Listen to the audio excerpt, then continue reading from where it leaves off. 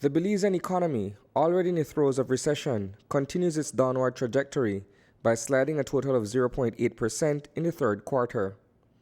With primary activities including marine and banana exports down considerably, the period between July and September of this year points to an overall decline in productivity. Goods and services produced locally stood at $665 million, behind approximately $6 million from the same length of time in 2016. For the third quarter, the primary industries fell by roughly 24%.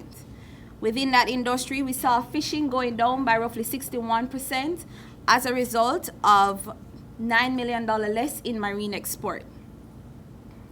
We see agriculture, hunting, and forestry also decreasing by 13.4%. And within that industry, we saw banana decreasing by roughly 14% as a result of Hurricane Earl. Within that sector as well, we see livestock going up, however, by 7% as a result of increasing production of swine and cattle. In spite of a drop in production, electricity and water held their own. Energy generated by water power increased by almost 8% when measured against the same period a year ago. Distribution of water also grew by 3.8% owing to favorable weather conditions. Electricity recording an increase of roughly 7.9% due to favorable weather conditions that positively affect the hydroelectric power generation. We see water generation going up by roughly 3.8%, and that is as a result of continued upgrading of distribution lines. Overall, the gross domestic product for the third quarter of 2016 was down by 23.7% in the major industries and up by 2% in the secondary and tertiary sectors. The cost of goods and services also rose by 0.7%, up from last October. So did the cost of fuel. Motorists absorbed increases in the price per gallon of diesel and regular gasoline. Fuel has been the main contributor to the overall increase in the transport index.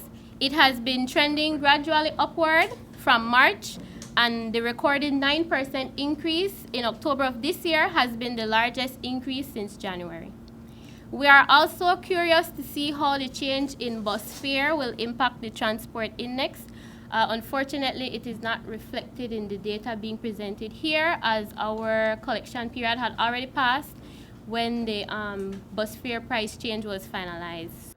Add to the dismal economic climate is the fact that 2,000 Belizeans have since joined the unemployment line since September, bringing the total to 17,952 men and women who are presently jobless.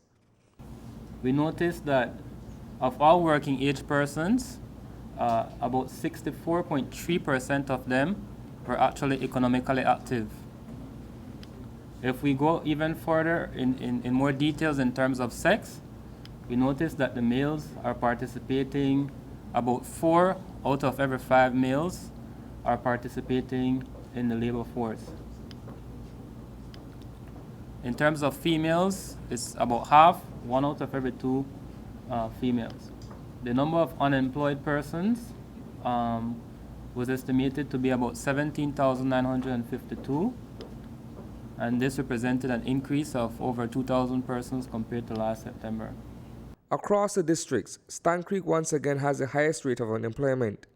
The Corozal district, notwithstanding a net gain of over 1,000 jobs, also saw an increase in unemployment, simply because there were more people joining the labor force than there were new jobs during that period.